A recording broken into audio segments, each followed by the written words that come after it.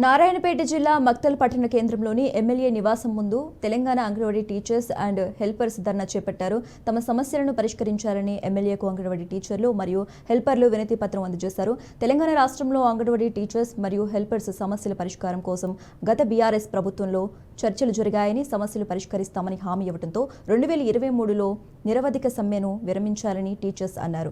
ముఖ్యంగా అంగన్వాడీ మరియు హెల్పర్స్ ప్రధాన డిమాండ్లు జీవో నెంబర్ 10ని రద్దు చేసి రిటైర్మెంట్ బెనిఫిట్స్ నుంచి పెంచి అంగన్వాడీ టీచర్లకు 2 లక్షల, హెల్పర్స్కు ₹1,00,000తో పాటు వీఆర్ఎస్ సౌకర్యం కల్పించి కొత్త జీవో జారీ చేయాలని డిమాండ్ చేశారు.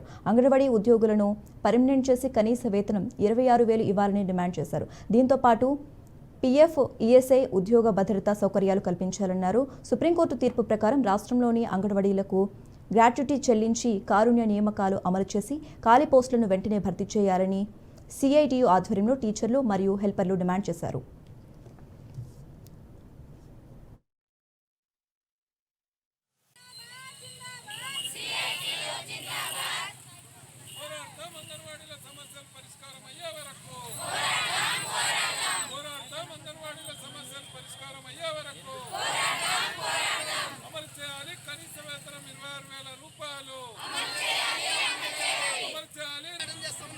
ఈ పోరాటంలో మనం అడుగుతున్నాం, అంగన్వాడీలకు టీచర్లకు 2 లక్షల బెనిఫిట్ ఇవ్వాలి, రిటైర్మెంట్ బెనిఫిట్ కల్పించాలి, అట్లాగే హెల్పర్లకు ₹1,00,000 ఇవ్వాలని చెప్పి మనం ఈ సందర్భంగా ప్రభుత్వానికి డిమాండ్ చేస్తున్నాం.